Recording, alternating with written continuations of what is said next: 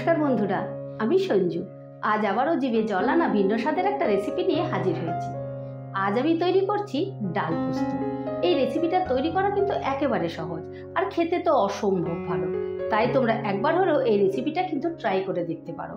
আর হ্যাঁ, আমার যারা নতুন বন্ধুরা রেসিপিটা দেখছো, প্লিজ আমার চ্যানেলটা সাবস্ক্রাইব করে দিও। ঠিক আছে, তাহলে চলো রেসিপিটা শুরু করা যাক।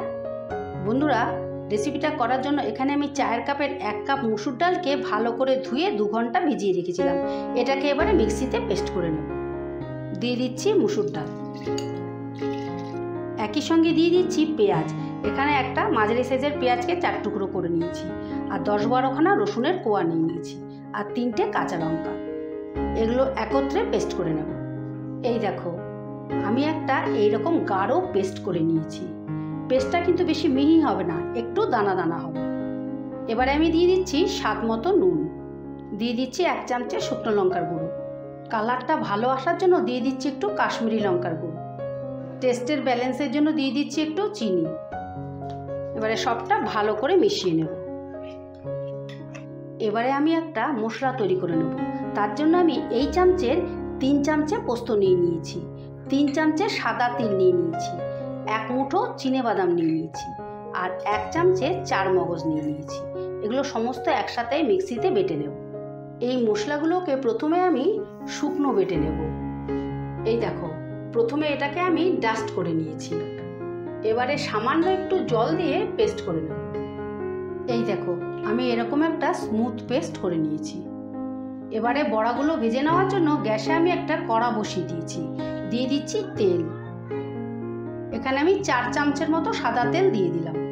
তেলটা গরম হয়ে গেছে, এবারে আমি বড়াগুলো দিয়ে দিচ্ছি।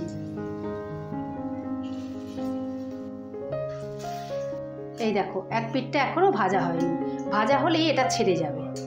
ভাজা হয়ে গেলে পরের পিঠটা আমি উল্টে দেব। এই দেখো, এক পিঠটা ভাজা হয়ে গেছে, যার জন্য নিজের থেকেই ছেড়ে দিয়েছে। এবারে আমি উল্টে দেব। এই দেখো, এই পিঠটাও আমি লাল লাল করে ভেজে নিয়েছি। এবারে আমি তুলে নেব। এইভাবে আমি সব কটা ভেজে নেব। এই দেখো, আমি সবগুলো ঠিক এইভাবে লাল লাল করে ভেজে নিয়েছি। তোমরা এগুলোকে কিন্তু বিকেলে চায়ের সঙ্গে স্ন্যাক্স হিসাবেও খেতে পারো, দারুণ খেতে হয়েছে কিন্তু। এবারে ওই তেলেই দিয়ে দিচ্ছি ফোড়ন, দিয়ে দিচ্ছি একটা শুকনো লঙ্কা, দিয়ে দিচ্ছি একটা পেঁয়াজকে এইভাবে ছোটো ছোটো করে কেটে নিয়েছি। এবার পেঁয়াজটাকে লাল লাল করে ভেজে নেব। বন্ধুরা, তোমরা কিন্তু এইভাবে ডালের বড়া করে পোস্ত দিয়ে একবার রান্না করে খেয়ে দেখো। কিন্তু শুধু পোস্ত নয়, সাদা তিল, 4 মগজ আর চিনেবাদাম দিয়ে বেটে গ্রেভিটা তৈরি করে খেয়ে দেখো, খেতে অসম্ভব ভালো হয়। সাধারণত আমরা পোস্ত দিয়ে যেরকম বড়া খাই বা পোস্তর তরকারি খাই, তার থেকে অনেক বেশি ভালো। একবার খেয়ে দেখো, আর খেয়ে যদি তোমাদের ভালো লেগে থাকে তাহলে আমার ভিডিওটা লাইক শেয়ার করে দিও প্লিজ। কিন্তু কমেন্ট করতে ভুলো না যেন যে রেসিপিটা খেতে কীরকম ছিল। এই দেখো, পেঁয়াজটা লাল লাল করে ভেজে নিয়েছি। এবারে আমি দিয়ে দিচ্ছি পোস্ত বাটাটা। বাটিটা ধুয়ে একটু জল দিয়ে দিলাম। দিয়ে দিচ্ছি 4টে কাঁচা লঙ্কা। ঝালটা তোমরা যেরকম খাও সেরকম দিও। এবারে এটাকে আমি 2 মিনিটের মতন কষিয়ে। এই দেখো, 2 মিনিট ধরে আমি মশলাটা ভালো করে কষিয়ে নিয়েছি। পোস্তর কাঁচা গন্ধটাও চলে গেছে, আর মশলাটা থেকে তেলও ছেড়ে দিয়েছে।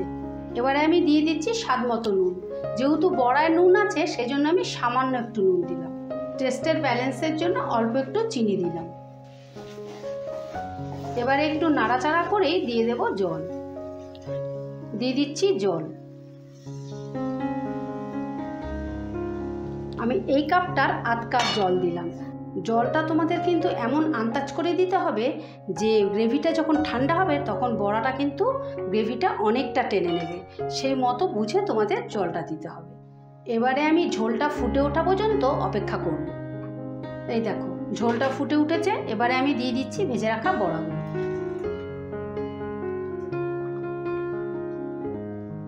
এবারে এটা রান্না হওয়ার জন্য 5 মিনিটের জন্য ঢাকা দিয়ে দিলাম। গ্যাসের আঁচটা অবশ্যই কমিয়ে দেবে। এই দেখো, ঝোলটা একদম শুকিয়ে গেছে।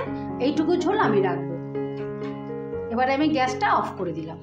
এবারে ওপর থেকে সামান্য একটু কাঁচা তেল দিয়ে দিচ্ছি। এটা দিলে খেতে ভীষণ ভালো লাগবে। এবারে 5 মিনিটের জন্য স্ট্যান্ডিং টাইমে রাখলাম। 5 মিনিট বাদে তোমাদের পরিবেশন করে দেখাচ্ছি।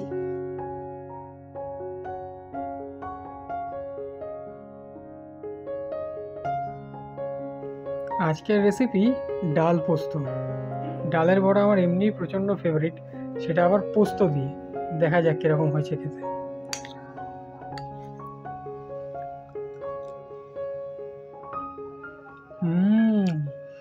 ডাল আর পোস্ত মিলিয়ে যে কম্বিনেশন টেস্টটা, ওপরে আবার কাঁচা সর্ষের তেল দেওয়া আছে, ওফ অসাম অসাম খেতে।